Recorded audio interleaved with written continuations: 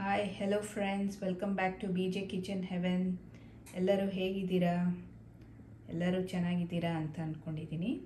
ಇವತ್ತು ನಾನು ಅವಲಕ್ಕಿ ಯೂಸ್ ಮಾಡಿಕೊಂಡು ದೋಕ್ಲಾ ಮಾಡ್ತಾಯಿದ್ದೀನಿ. ಸೊ ಬನ್ನಿ ನೋಡೋಣ ಹೇಗೆ ಮಾಡೋದು ಅಂತ. ಸೊ ನಾನಿಲ್ಲಿ 1 ಕಪ್ ಗಟ್ಟಿ ಅವಲಕ್ಕಿ ತೊಗೊಂಡಿದ್ದೀನಿ. ಸೊ ಇದೇನು ಪೇಪರ್ ಅವಲಕ್ಕಿ ಬದಲು ಮೀಡಿಯಮ್ ಸೈಜ್ ಬರುತ್ತಲ್ಲ, ಅದು ತೊಗೊಳ್ಬೋದು. ಸೊ ಇದನ್ನು ಸ್ವಲ್ಪ ಕ್ರಷ್ ಮಾಡ್ಕೊತೀನಿ ಮಿಕ್ಸಿಗೆ ಹಾಕ್ಕೊಂಡು. ಸೊ ನೋಡಿ, ಈ ಥರ ಕ್ರಷ್ ಮಾಡಿ ಇಟ್ಕೊಂಡಿದ್ದೀನಿ. ಸೊ ಈಗ ಅದೇ ಕಪ್ಪಲ್ಲಿ 1 ಕಪ್ಪು ರವೆ ಹಾಕ್ಕೊತಾ ಇದ್ದೀನಿ ಮಿಕ್ಸಿಗೆ. ಸೊ ಈಗ ಅದೇ ಕಪ್ಪಲ್ಲಿ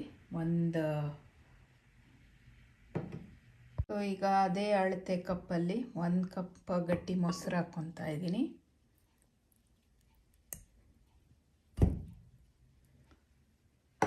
ಸೊ 1 ಕಪ್ ನೀರು ಹಾಕ್ಕೊಳ್ಳೋಣ. ಸೊ ಇವಾಗ ಸ್ವಲ್ಪ ಹಾಕಿರ್ತೀನಿ, ಆಮೇಲೆ ನೋಡ್ಕೊಂಡು ಹಾಕ್ಕೊಳ್ಳೋಣ. ಸೊ ಈಗ ಇದಕ್ಕೆ 1-2 ಹಸಿಮೆಣಸಿನ್ಕಾಯಿ, ಒಂದು ಸ್ವಲ್ಪ ಶುಂಠಿ ಹಾಕ್ತಾಯಿದ್ದೀನಿ, 1-2 ಇಂಚು. ಸೊ ಇವಾಗ ಇದನ್ನು ಗ್ರೈಂಡ್ ಮಾಡ್ಕೊತೀನಿ.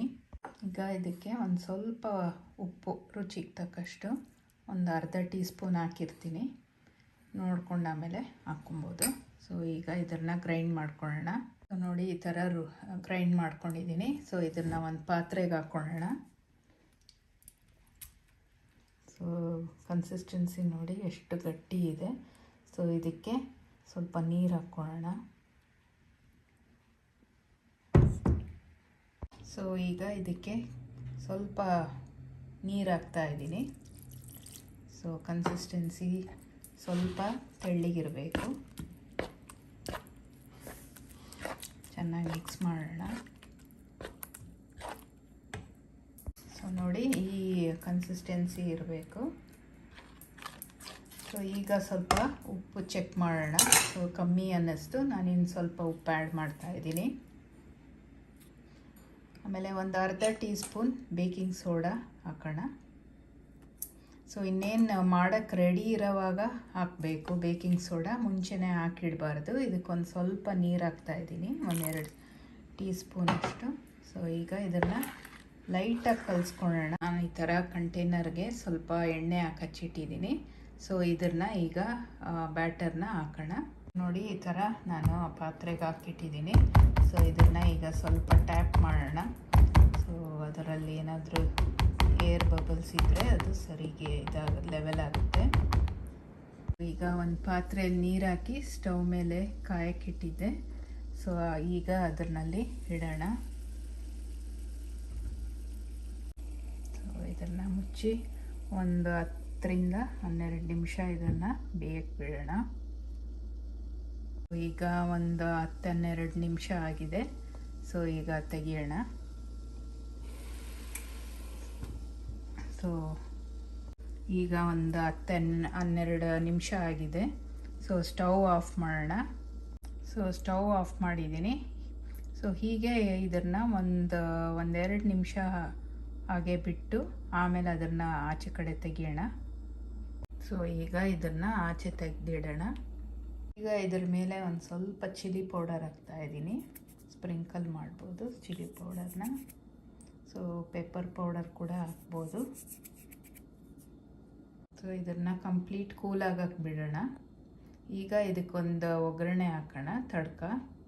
ಸೊ 1-2-3 ಸ್ಪೂನ್ ಎಣ್ಣೆ ಹಾಕ್ತಾಯಿದ್ದೀನಿ.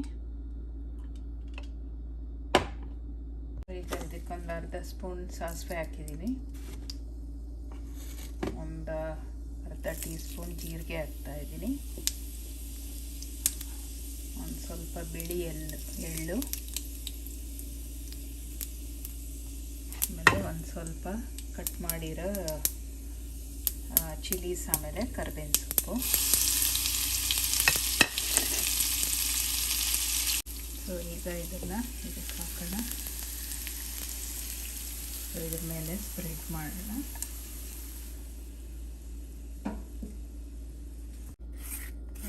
ನೀಟಾಗಿ ಎಲ್ಲ ಕಡೆ ಸ್ಪ್ರೆಡ್ ಮಾಡೋಣ.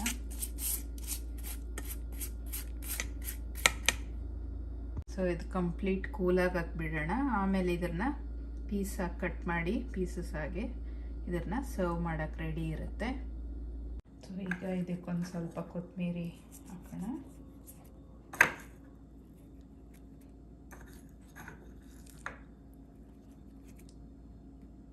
ಇದನ್ನು ಒಂದು ಪ್ಲೇಟಿಗೆ ಟ್ರಾನ್ಸ್ಫರ್ ಮಾಡ್ಕೊತೀನಿ.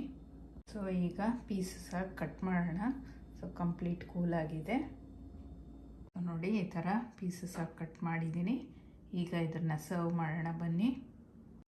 ಸೊ ಅವಲಕ್ಕಿ ದೋಕ್ಲಾ ರೆಡಿ ಇದೆ.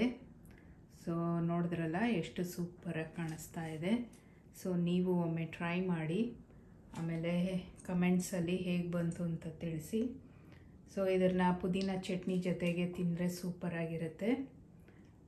ಸೊ ಐ ಹೋಪ್ ಈ ವಿಡಿಯೋ ನಿಮಗೆ ಹೆಲ್ಪ್ ಆಗಿದೆ ಅಂತ ಅಂದ್ಕೊತೀನಿ. ಸೊ ಮುಂದಿನ ವಿಡಿಯೋಲಿ ಸಿಗೋ ತನಕ ಟೇಕ್ ಕೇರ್. ಬಾಯ್.